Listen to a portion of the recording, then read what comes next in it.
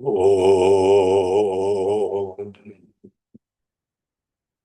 Om. Om.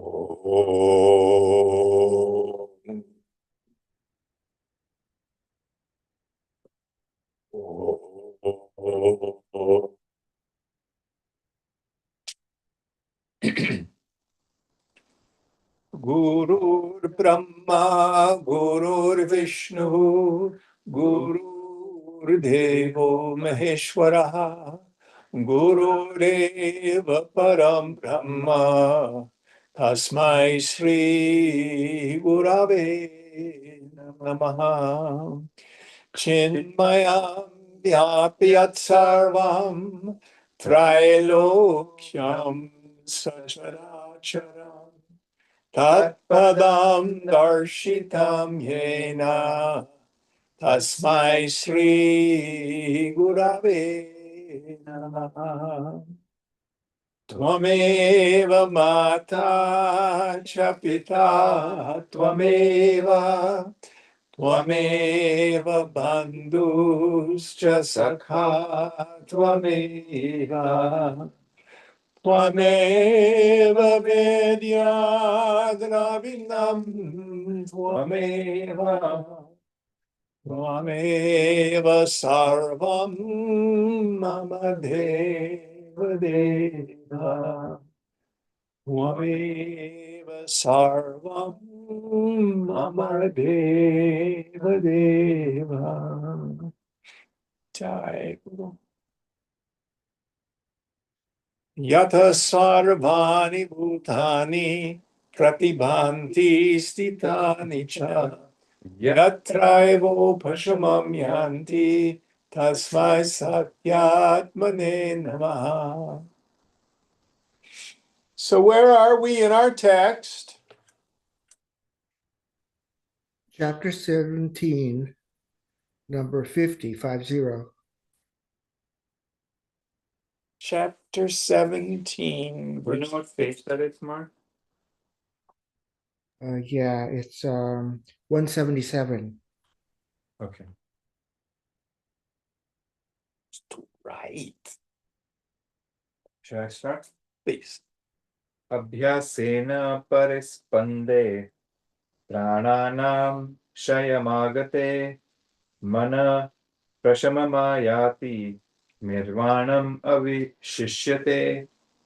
When the movement of the vital airs or bioenergies has come to its end by practice, the mind attains to calmness and nirvana. So, There's more. Or nirvana, or liberation from matter and mind and reunion with the Supreme Spirit is left behind. yes. So the major point of this chapter, more than most others that we've studied, is this equal weight that's given to Raja Yoga and Jnana Yoga. Both are of value. Now, again, this is an abridgment. I don't know what has been left out. But he's hitting just the high points here. So in the Raja Yoga tradition, we start with our moral precepts, our yamas and niyamas, then asana. And one of the ideas we worked on, I think it was in this class, proprioception. Did we talk about that last week? You weren't here. Do you know what it is?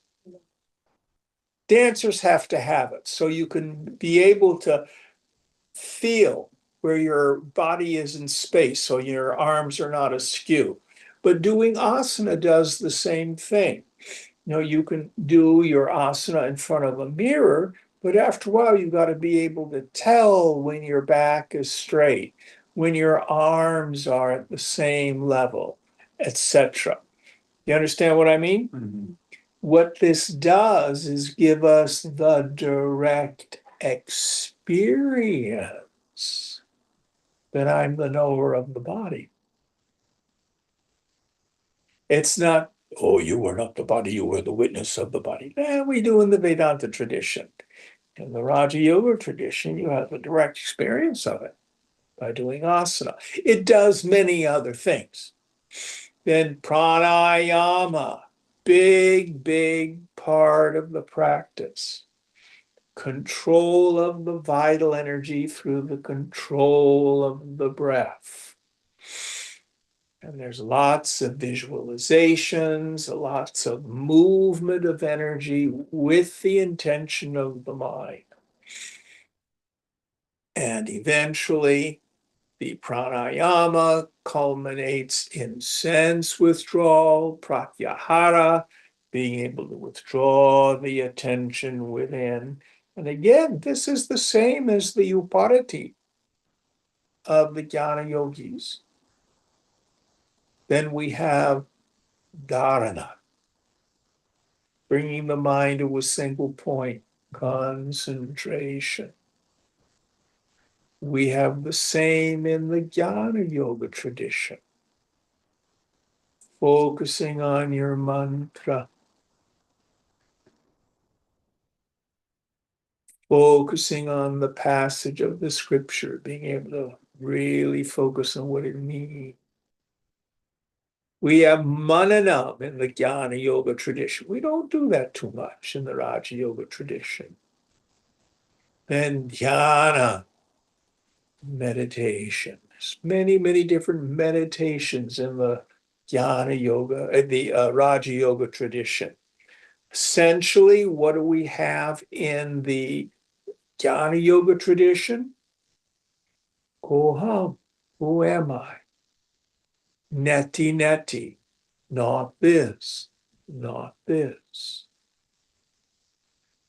Meditating on the fundamental unreality of the phenomenal world. Brahma Satyam Jagan Mithya. We have intense vairagya, the desire to give up attachment to all experiences gained through the body and any personal sense of self. But the culmination of both traditions is samadhi.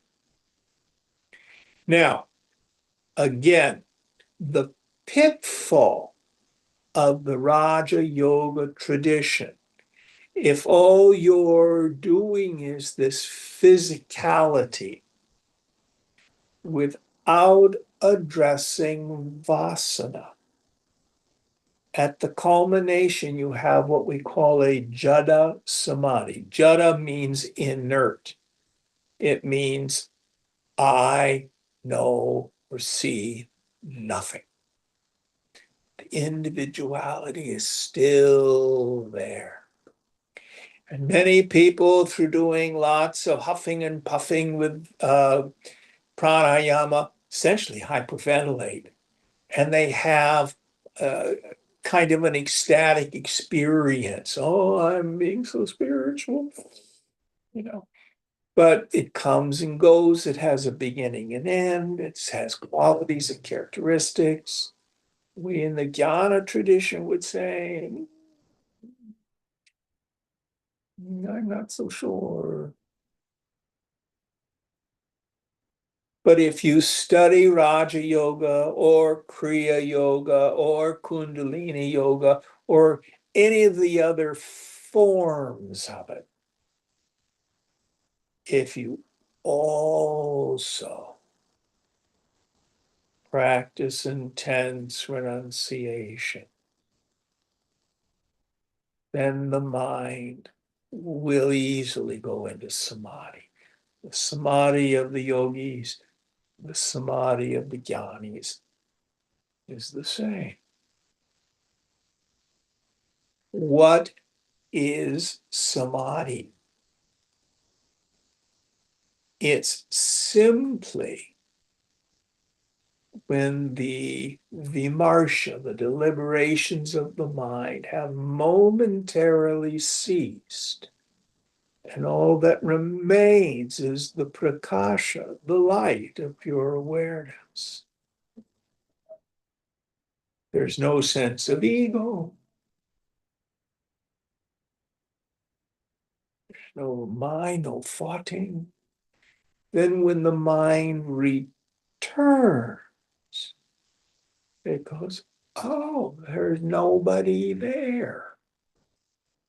I never was a person. Where did it go? It was here a moment ago. It's gone now. This is the moment of recognition, the pratyabhignana. And it should be the same for the Raja Yogi and the Jnana Yogi. And many of us practice an integral yoga. You may be intuitively led to do other practices. I know a bunch of people right now are doing Sri Vidya. Absolutely wonderful. It's a great practice. Or if you're doing Vipassana, absolutely wonderful. If you're led to do asana, Deepa has her chanting guru. She has these long, long chants like Lalita Sahasranama. She does the Rudram Chamaka and other ones. Do you do any of those sorts of things?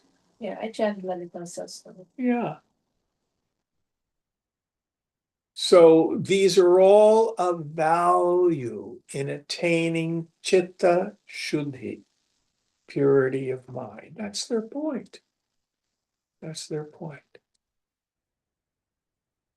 Any questions about this? Now, do not let philosophical inconsistency get in the way of your practice. Well, this seems dualistic, non-dual says. So what? Follow your intuition. The guru is within you. Swamiji used to say the external guru is a temporary psychological device. Remember that first word, temporary. All right, next verse. Sri Ramavacha evam chitta shama prokta samyak jnanam katham prabho. Sri Rama said, Lord, the tranquility of the mind has thus been told by you.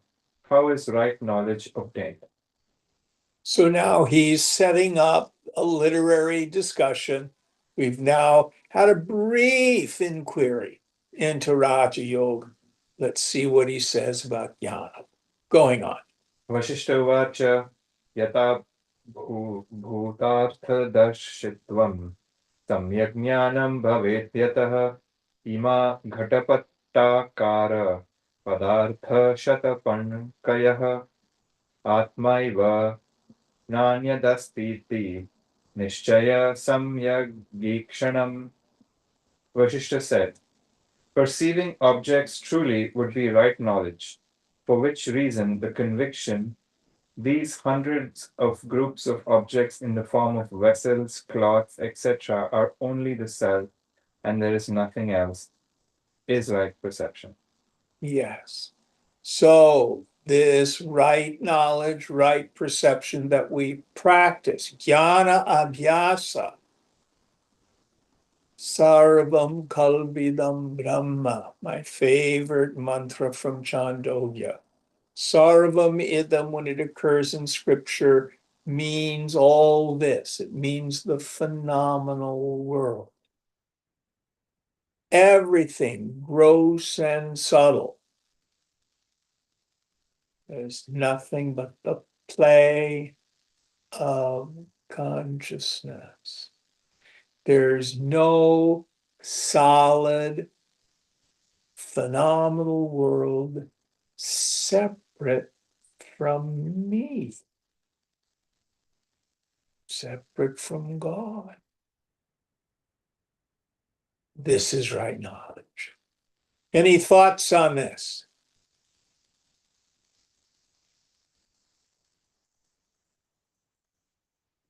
So in practice, what do? Let it go, let it go, let it go. Give up this anyonya adhyasa, this mutual superimposition. I superimpose upon myself the qualities of the not self. I'm the body, I'm the subtle body, I'm the ego. And I superimpose on the phenomenal world. I externalize my own nature.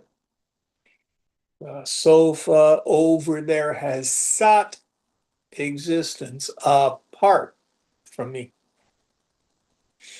Chit Punit has sentience, consciousness separate from me. And I don't even think I like it. And Ananda, I love you. You make me so happy. I think my bliss is outside. That's wrong knowledge. Going on. No chetyam anyat no chittam brahmaivedam vrijim bhavate sarvam ekam param brahma ko moksha kasya bandhata. The perceived world of objects is not different, nor is the mind. Brahman or the Supreme Spirit alone pervades here. Everything is one Supreme Spirit or Brahman. Yeah. What is liberation? To whom is the state of bondage? So the idea is everything gross and subtle is just imagination. And here he says, who is it who thinks he's bound? Who is it who thinks she is going to be liberated? A false entity.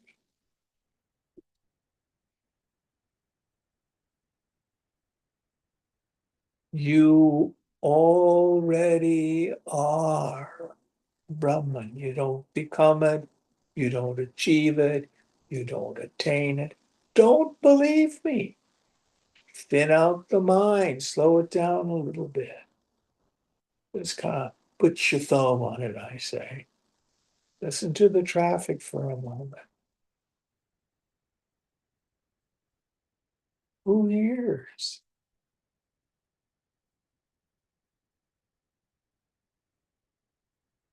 There's no person there. There's never a person there.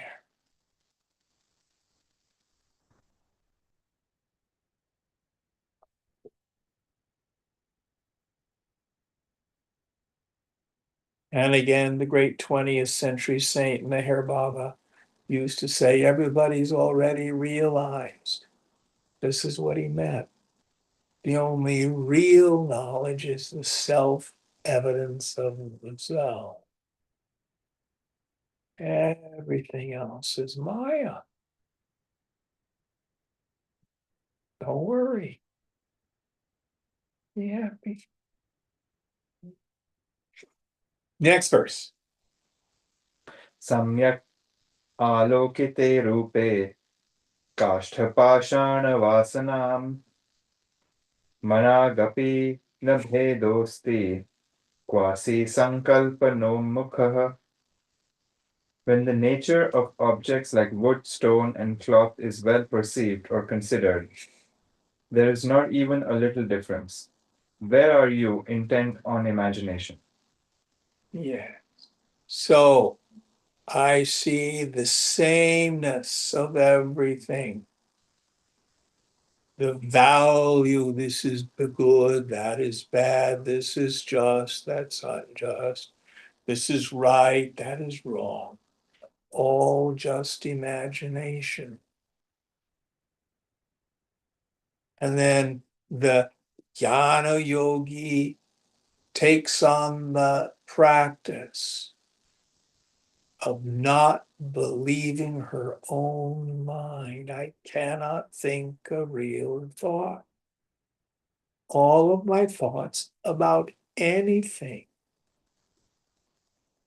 just imagination, they're not real. No personal sense of self is real. Brahma Satyam.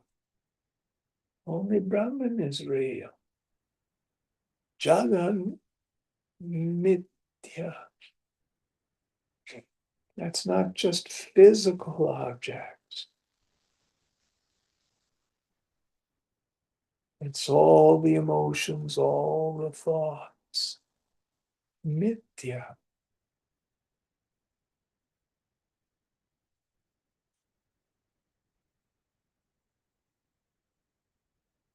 So this is part of the jnana abhyasa, this right knowledge. If you just stay with that one little mantra, Brahma Satyam Jagan Mithya. Consciousness alone is real. All the names and forms, illusion. Take it easy. Don't get so involved. Any thoughts on the practice of knowledge? Jnana abhyasa. Going on. Adav ante cha sanshantam swarupam avinashiyat vastu nama manaschaivam tanmayo bhava raghava. Be full of that natural state of oneself, which is indestructible, tranquil at the beginning and the end, and is also verily the essence or reality of the self. Yes. So practically speaking, we learn how to introvert the mind. What Swamiji used to call tuning up the mind. And this is where the teacher can be of help. If we develop the trick of being able to tune into the teacher. Swamiji used to say, meet me there.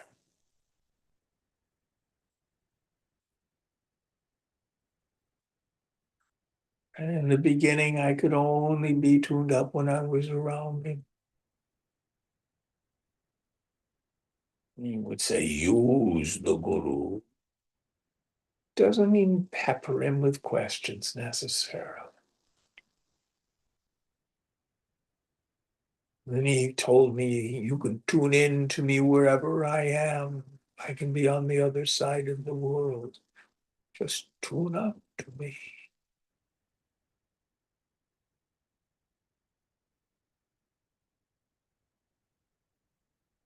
And then I worked on getting rooted in that myself. I realized it was a trick. A trick to get my mind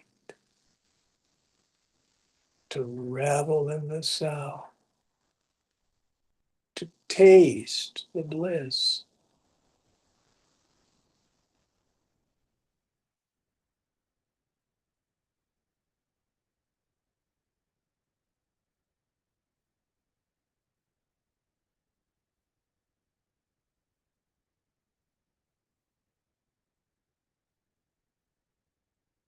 Frequently as you can, as deeply as you can. Absorb the mind and the sound.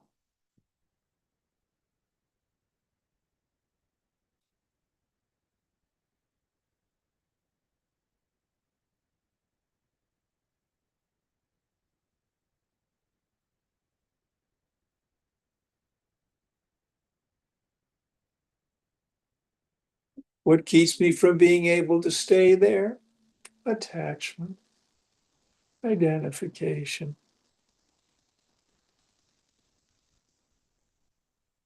Just keep bringing it back.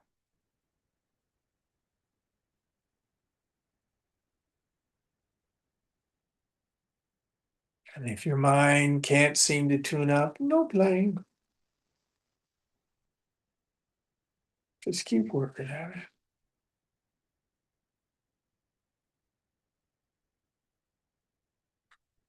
Next verse. इति श्रीवशिष्ठसङ्ग्रहे मनोनाशप्रकारो नाम सप्तदशः सर्गः. Thus ends the 17th chapter titled The Manner of Destruction of the Mind, in the abridgment of Yoga Vasishtha. So again, to review, the flow of thought is not problematic. When we say the destruction of the mind, it's not some sort of mental enfeeblement. The mind here is reduced to three ideas. I think I'm a person, which has inherent spiritual impoverishment. I'm not enough, there's not enough. Then the mind posits a goal, and the goal only takes one of two forms. I either need to fix, change, acquire the world, or I need to fix or change me. And then the suffering part, kartavya, I have to struggle toward that goal. That is the mind. That is my ignorance. That is samsara. That's all that we have to get rid of is those three ideas. Then everything else, the whole structure of ego just crashes. Any thoughts? Next one. अष्टादशः सर्गः वीतक्रियोपाख्यानम्. Chapter 18. The story of Vitahavya. Section 1. Pranaspanda Nirodha. The control of the movement of prana or the vital air. Vasishtha Uvacha Athe Mam Aparam Rama Shenu Drishtim Padapradam Vitahavyo Muni Kashchit Advigno Hi Kriyakramat Nirvikalpa Samadhyartham Satyajya Sakala Kriyaha Upavishyasane Shuddhe Sanjarhara Manashanaihi. Vasishtha said, Rama, hear now this matchless knowledge which gives the supreme position. A certain sage called Vitahavya, disgusted with the performance of religious rites, having renounced all the rituals for the sake of Nirvikalpa Samadhi, or absorption in absolute consciousness, slowly withdrew or restrained his mind, having sat down in a pure place. So again, religious ritual, it's a little bit pejorative here. He became disgusted with it. I think a better way to look at it is I became dissatisfied with it. I always go back to Tripura Rahasyam, where Parashurama goes to Dattatreya, what do I need to do? Be free. And Datta says, ugh, he's got a mind like a brick. Go worship the mother for 12 years. Then he obtains enough purity of mind to begin Jnana Yoga. So there is a place for ritual. There is a place for chanting these mantras. There's a place for singing the name of the Lord, for kirtan, etc. It helps purify the head and the heart. It's not either or, it's first, then. Going on. बाह्यान् अभ्यन्तराश्चैव स्पर्शान् परिजहत्क्रमात् तत स्वमनस स्थैर्यं काङ्क्षमाणो व्यचिन्तयत्. Gradually, he abandoned all contacts, external as well as internal. Then, desiring the firmness or fixity of his mind, he reflected as follows. So now he engages in this reflection after he's renounced the externals of the world. Let's see how he reflects. Aho nu chanchalam chittam pratyahritam apishanaat ghatat patam upayati patat shakata mukkatam. Ah, the mind is indeed unsteady in a moment, even though withdrawn. From a vessel, it approaches a garment, and from a garment, a spacious cart. That is, it jumps from one object to another. Yes. Isn't that funny? It's not a whole lot different than your mind or mine. You may be jumping back in memory to a place in Italy, thinking about the house, project at work, something you want to fix for dinner. Sound familiar? Yes, no? Yeah. Your mind does that too? Nita Havyas did too. Let's see what he does about it. Chittam artheshvaho yati padapeshveva markatah aham chetam mityeva chittam tvam manase vrita. Alas, the mind moves among objects just as a monkey moves among trees. Mind, you vainly think, I alone am sentient or conscious. Yes, so he acknowledges that the mind flits like the monkeys in the trees. And then he begins to have this insight. Is my mind sentient or conscious? I have a thought, I have a feeling, I have a memory. Do I have awareness? Oh, yes, I certainly have awareness. Well, I am the witness of a thought, a feeling, a memory. Do I witness awareness? If that be so, is there another awareness behind awareness that knows awareness?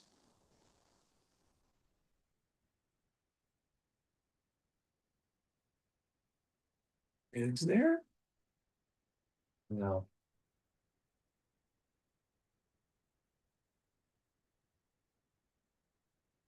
Let's see what Vitahavya finds out.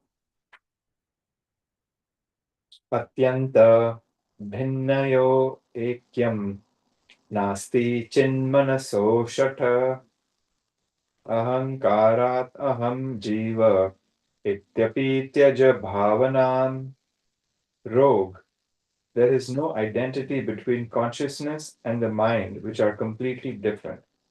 Abandon even the idea, I am the individual soul born out of egotism.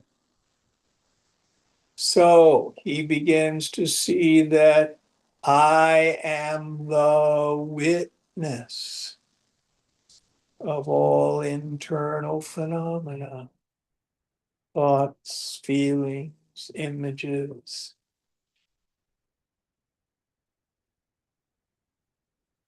There is no permanent individual me.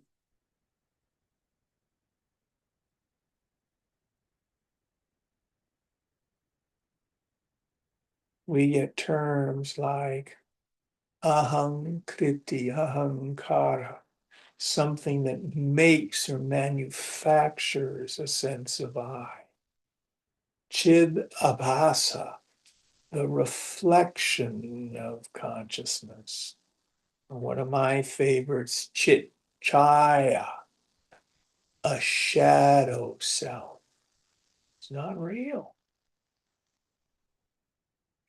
And that shadow self only arises when the attentive faculty is focused outward. It's an assumed self. It's a presupposed self.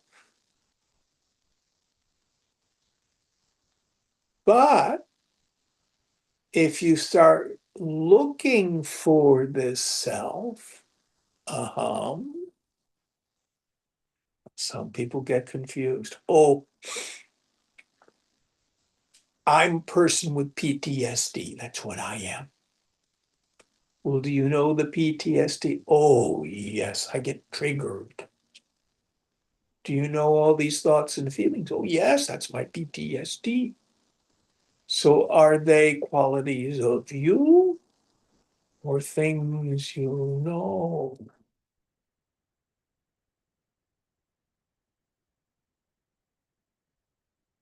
I'm a clumsy fellow. Is it the self that's clumsy or your body that's clumsy? Oh, my body is so clumsy. I trip over my own feet.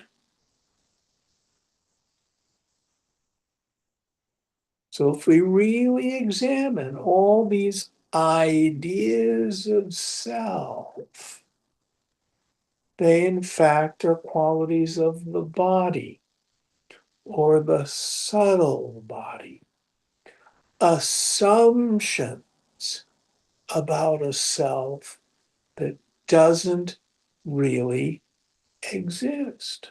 Don't believe me.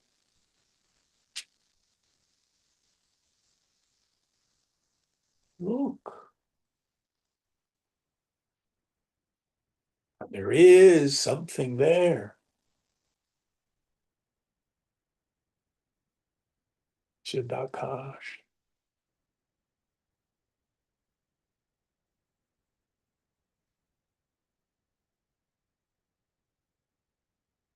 So this is our basic jnana abhyasa tool.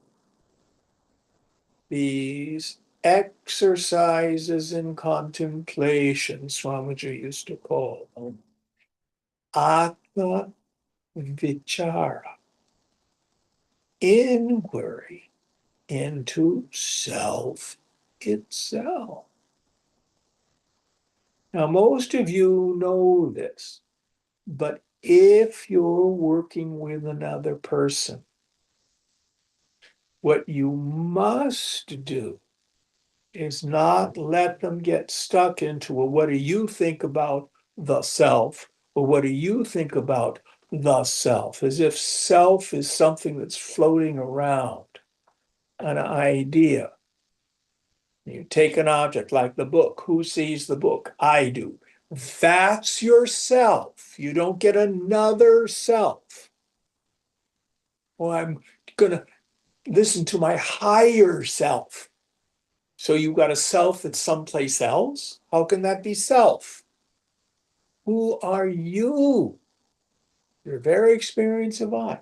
But I'm a miserable worm. Well, let's just stay with who, what are you? Your direct experience of I.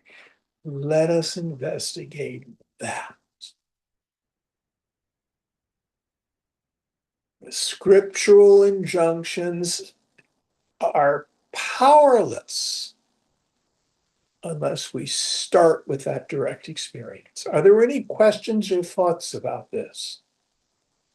Absolutely essential. And a piece of the work that a lot of scholars miss. All right, going on.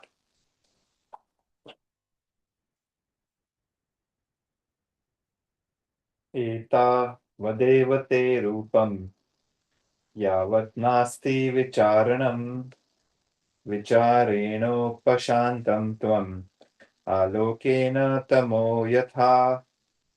As long as there is no investigation, so long there is a form for you. That is, you exist only so long as there is no investigation of your nature. You are extinguished by investigation just as darkness by light. Yes. So this phony self is like a shadow. That's why I like Chichaya. So if you shine a light on a shadow, it disappears. It's not like the cartoon. I think it's the Bugs Bunny cartoon where there's a shadow on the ground and Bugs jumps down inside and then he picks up the shadow and he moves it someplace else. Mhm. You know, that's not how shadows work. Does a shadow exist or does it not exist? Well, that's a really good question. Is it a thing or is it the absence of something? So the shadow self arises. I always think I have this image in my mind of like a figure with a very bright light behind them, and there's a very long shadow. That very long shadow only exists when the figure of the man obscures the light, blocks the light. So egoism only appears when I don't look at it, which is why Atma Vichara, inquiry into the self, is the solution. Now, I had a student and we were asked, it was in Gita, and I said, well, what does Atma mean? And they said, oh, the soul. As if the soul is a possession. Oh, yes, I have a soul. You know, it's about this big, and no, it's not what Atman is. Who sees the phone? Aibu. That's yourself. Now let's investigate it.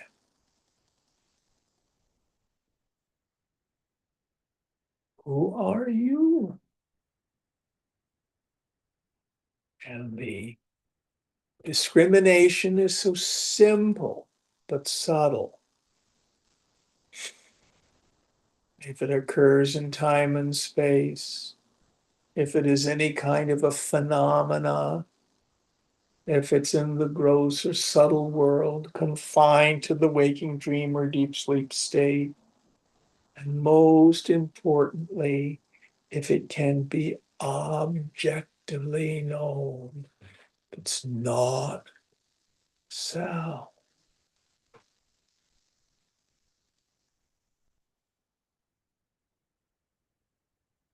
Drop it.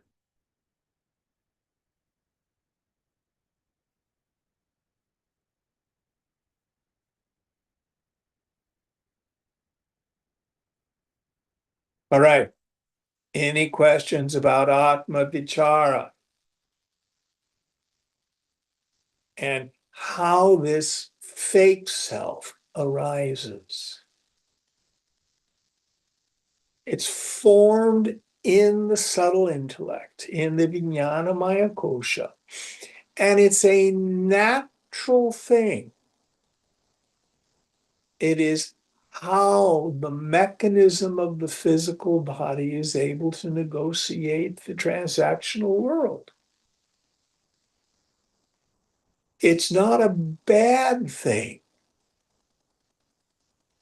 The problem is when I think it's me.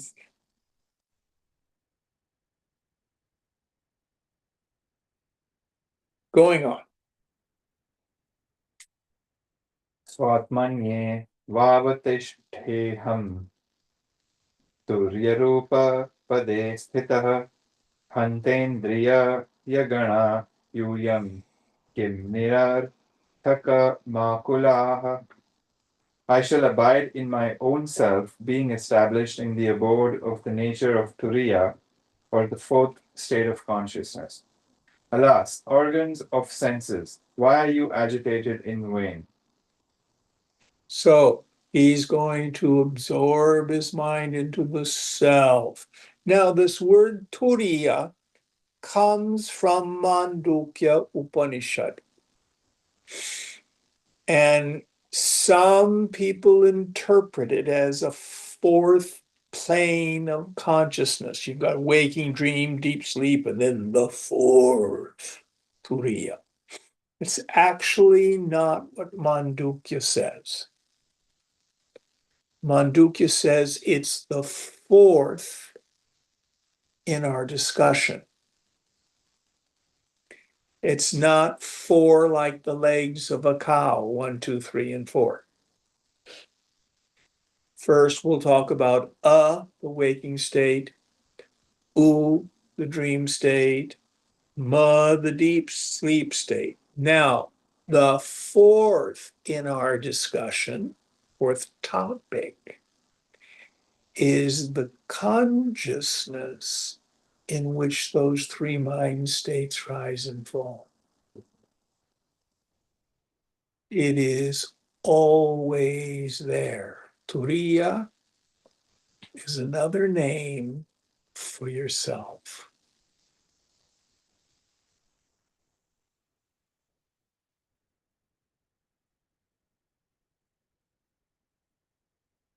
Now, you can have exalted mind states, nirvikalpa samadhi.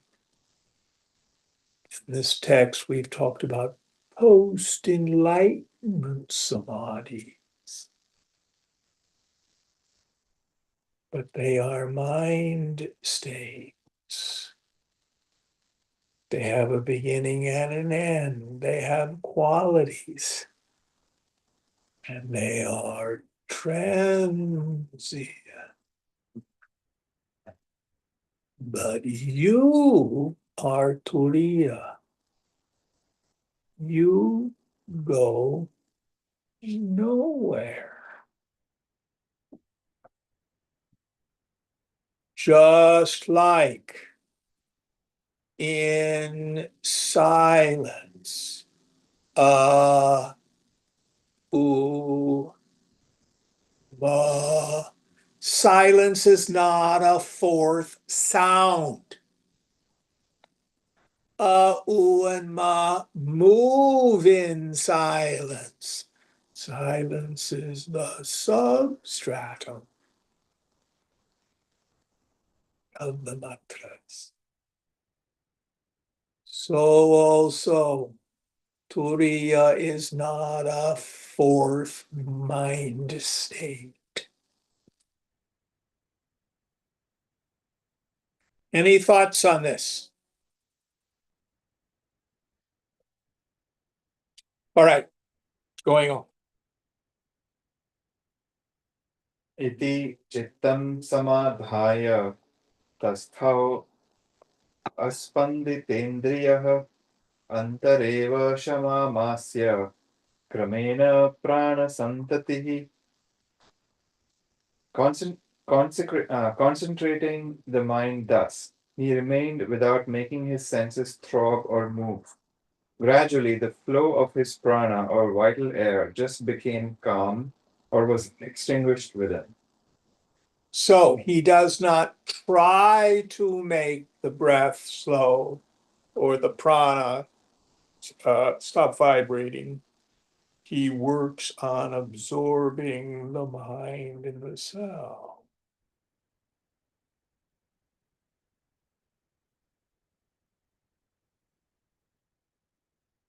Other people may watch the jnani in deep meditation And the breath may be very slow or hardly at all. But unlike the Raja yogis, who quieten the mind by slowing the breath, the Jnana yogi is not paying any attention to his breath. She has lost awareness of the body. What breath where? She is absorbed in the sound.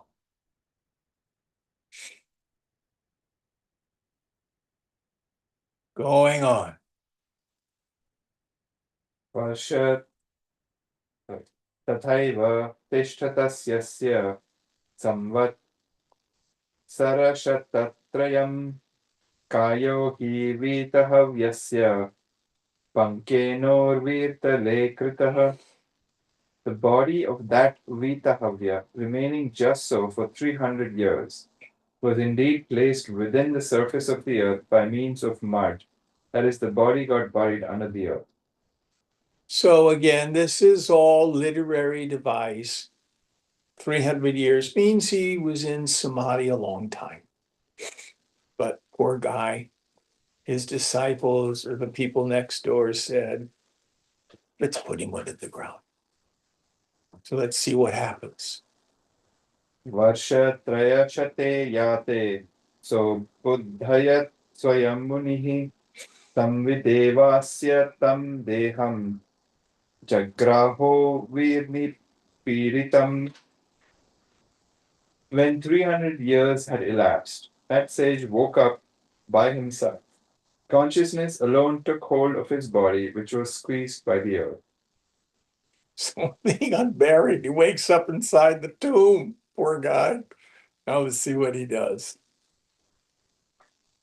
Nabhut pranaparispanda sarvachhedrava rodhatah utpatti praudhima sadhya hridye vanu babhuvasah.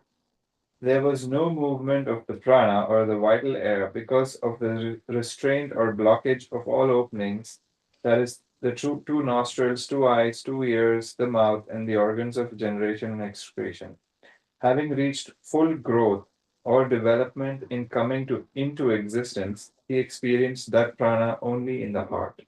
Yes, so because he's underground, can't breathe, can't hear, see, taste, just the heart. That's all. Going on. Kailasadrao munir संवत्सरशतं ततः विद्याधरत्वम् इन्द्रित्वम् शम्भरोश्च गणतां ततः प्रतिभास वशादेवान् अभूयं स्वयम् इच्छया प्राग्जन्मसु भवान् देहान् दृष्ट्वा चिन्तावश पुनः पङ्कमग्नम् इमं देहम् उद्धर्तुं रविमाविशत्. Then, having been a sage in the Kailasha mountain for 100 years, and having experienced thereafter the state of a celestial being, Indra, lord of the demigods, and the attendant of Shambhu, the destructive aspect of God in the Trinity, at his will and on account of what flashed across his mind at once, and having seen the bodies produced from previous births, Vitahavya, subject to anxiety, entered the solar orb again for lifting up or saving this body immersed in mud. I'm not sure what that all means, but how entering the solar orb, how is he going to save his body? Let's see what happens. Bhanuna thabhyanugnyātam vitahavya vidhammanah pravishya pingalakaram gatva vindhasya kandaram uddhritya च धराकोशात् swam deham pravisheshasah. Then the mind named Vitahavya, permitted by the solar deity, having entered the reddish-brown form of light, going to the cave of the Vindhya mountain, and raising from the hollow receptacle of the earth his own body, entered it. So kind of like Jesus being raised from the dead, almost in reverse. You know? So he pops out of the body, and somehow with the solar deity, he's able to dig up his body. This is all literary device. So the point is this. This is mystic symbolism for the woman of knowledge. When realization dawns on the mind, she's dead to the world. What does that mean? Ordinary people, what drives them is desire. I want money, I want this position, I want family, I want house, I want car, I want this, that, and the other thing. That's what drives the organism based on its karma. But for the jnani, they're dead to this world. Yet we see them moving around.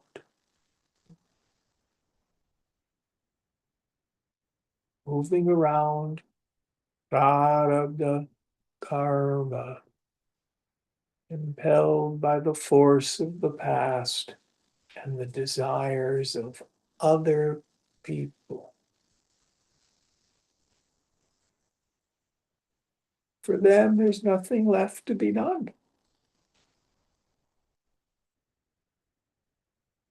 All right, let's see what happens to Vidyahavya after he comes out of the mud. Tata stratva japa kritva sambhujya cha devakaram vitahavyo yatha purvam pragya bodhshito babhau. Then, having bathed and performed japa, or repetition of sacred words, and having worshipped the solar deity, Vitahavya shone as before adorned by intelligence. Yes, so he comes back into awareness of the phenomenal world, awareness of his body, obviously very much in need of a bath after 300 years. And worshiping Surya, the solar deity, going on. Section 2. Chitta Samadhanam, the contemplation of the mind. Dinante sa samadhantum punareva manodadhe idanim chintayanartham tata tisthami shailavat kalanam asti nastiti bhankatvat tisvachatham gatah. At the end of the day, he again directed his mind to contemplate. Now there is no purpose served by thinking. Therefore, I shall remain like a mountain, having broken the understanding. It is and it is not, and gone to the state of very great clarity. So at the end of the day, he just decides to sit. There's nothing to be done. There's nothing not to do. His mind is clear like crystal.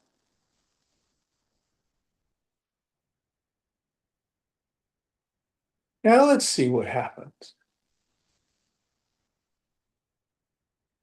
Iti sanchitya sa dhyane punasthathau dinani shat tata prabodha namapannam shanas sukta ivagvadah tata siddha chiran kalam jivan mukta taya.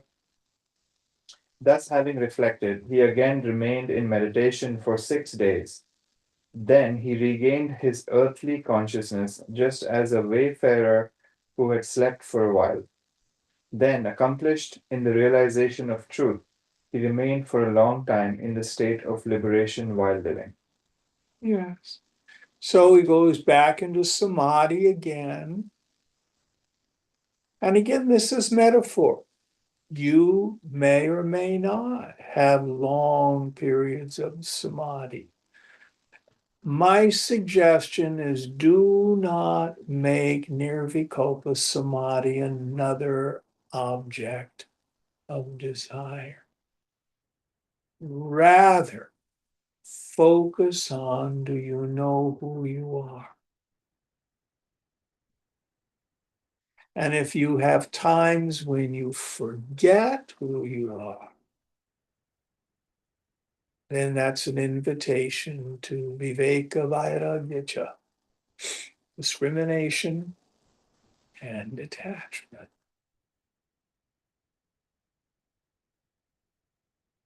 Keep absorbing the mind and the self as much as you can, as frequently as you can.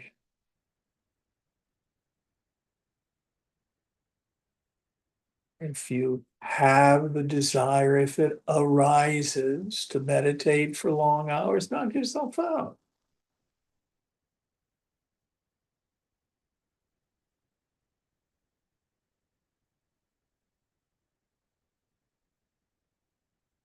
Let's see what happens. Good old Jivan Mukta Vita Havya.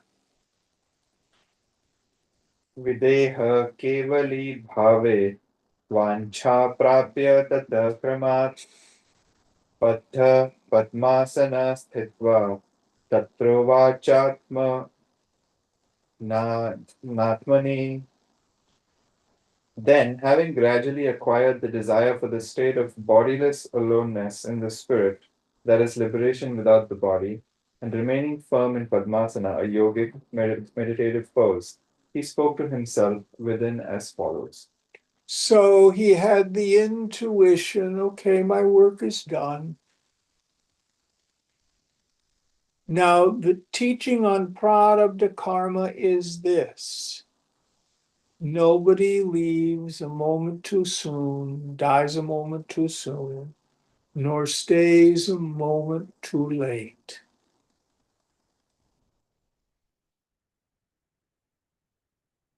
When the prarabdha karma is over, you die. Don't worry about it. It was written the moment you popped out of the womb. And some of us get the feeling, okay, it's time to go. Others, maybe not. Let's see what happens. For him, he has the desire to be done with the troubles of the world has arisen. Raga niragatam gacha, dvesha nirdveshatam vraja, bhavad bhavadbhyam suchiram kalam, iha prakriditam maya. Passion, go to passionlessness. Hate, proceed to the state free of hatred. I have played with you for a very long time here. Oh, I love this. Raga, dvesha, cha. Attachment and aversion. I've played with you for lifetimes, sporting. Now I'm done. Next. Bhoga namastu yushmabhyam janmakoti shatanyaham bhavadbhi lalito loke lalakairiva balakah. Enjoyments, salutations to you. I have been fondled by you during hundreds of millions of births in this world, just as a child by fondlers. Yes. So, aunties and uncles fondle the child and play with them. It can have another meaning too. You know, I've been intimate with my boga. But oh, how I've loved my passions. Millions of lives I've been a bogey. Salutations to you.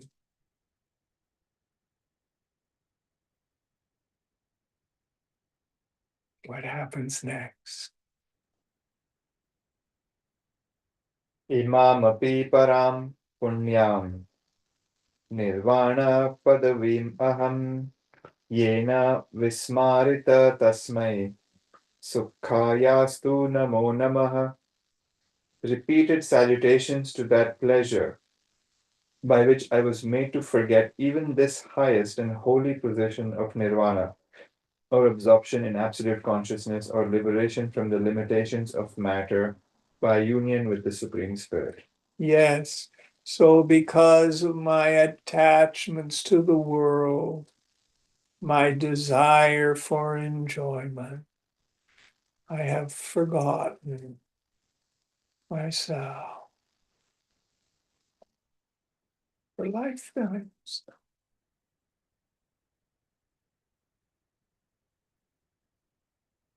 Going on.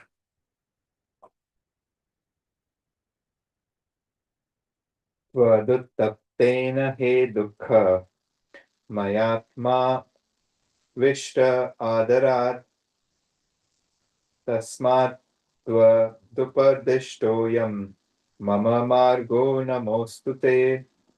O sorrow, burnt by you, the self was sought by me eagerly.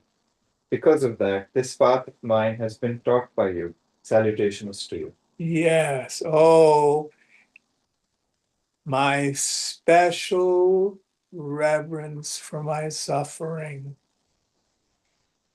Because of you, I developed the desire to be free from desire. I became a mumukshu, a seeker after liberation. It is theoretically possible to grow spiritually out of inspiration. However,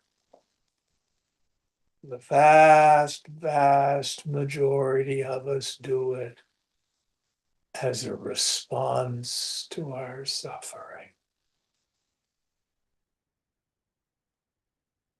I've shared this with you so many times when I was doing sadhana in the ashram. My name from my mind was Mudha.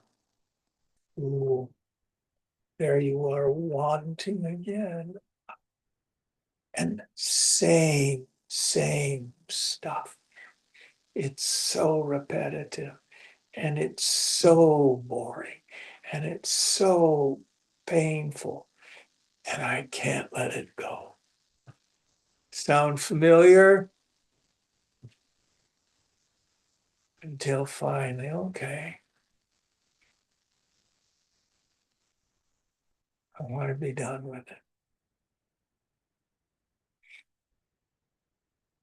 Next one. Mitrakaya mahadhyamutvam tyajyase chirabandhavaha adhigamyatma vijnanam swasya nasha krita tvaya. O friend, my body, you, an old kinsman, are abandoned by me today. Having acquired the knowledge of the self, your own destruction is accomplished by you. Yes. So this body, you've been my partner in crime for 70, 80, 90 years. Old kinsman. And your own destruction is accomplished by your own dharma.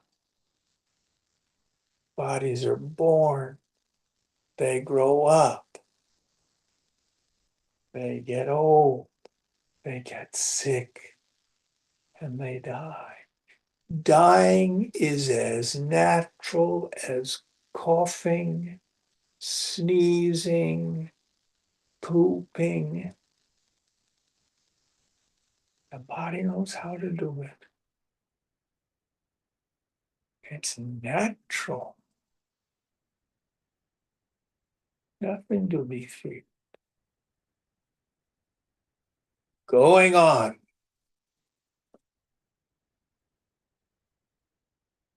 एकाकिन्या विशुष्यन्या प्रशान्ते मयि दीन्यता त्वया दुःखं न कर्तव्यं माततृष्णे नमोऽस्तु ते. O mother, my desire, when I am calmed or ended, grief ought not to be assumed by you who are dejected, alone, and withering. Salutations to you. So don't worry, Mom. I go nowhere. How much more in this chapter? I think we're almost to the end, aren't we? There's 3 more in this section, and then there's another section. Okay, let's do the last 3 of these sections because it's 9 o'clock. Shantavya kama bhagavan viparita paradhyaja dosha upashamaikantam vajramyad disha mangalam. Venerable lust, the blemishes produced by wrong offenses are fit to be forgiven. I go to this state of absolute tranquility. Announce your benediction. Yes. So what kind of trouble have I been in because of my lust? Let's just say you're never going to know.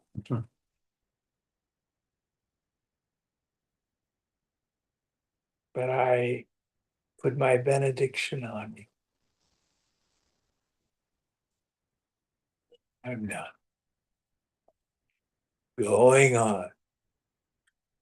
Nama Sukritta Devaya Bhavate Stutvaya Pura Narakebhya Samurthaya Swargeham Abhiyojitah. Salutations to you, the deity of virtuous act. Formerly, having been delivered from the hells, I was joined to heaven by you. Yes, so through many lifetimes, Shreyas and Preyas approached me, and I had the intelligence to choose Shreyas, the path of virtue. There's that old adage, do you want self-esteem? Do esteemable actions.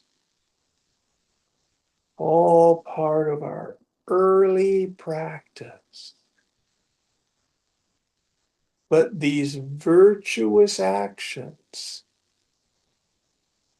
are all part of what eventually matures in subhage, auspicious desire, the desire for liberation. There's one more. I think we may have skipped a page. I'm not sure. Oh, Page 183. 183. We did 183.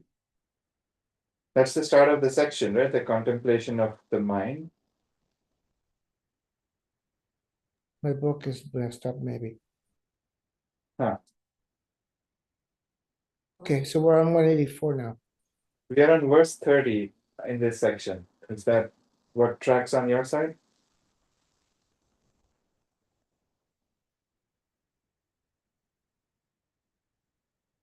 Mark, is that the verse number? No, that's not what I have.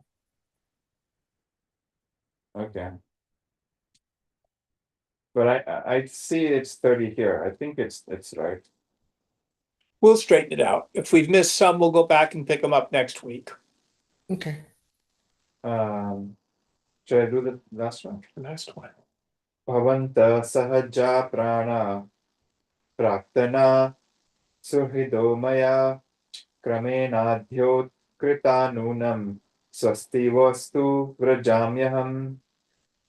You, vital heirs or vital energies born together with me and my old friends. Today you are indeed gradually thrown out by me. Farewell to you, I depart. Yes. So he pushes the ejection button, the udana, out he goes. Good place to stop. Om Purnamada Purnamidam Purnat Purnamudachyate Purnasya Purnamadhaya Purnameva Vasishyate. Om Shanti Shanti Shanti. Hari Om Sri Guru Bhyo Namaha. Hari Om. Om Tat Sat.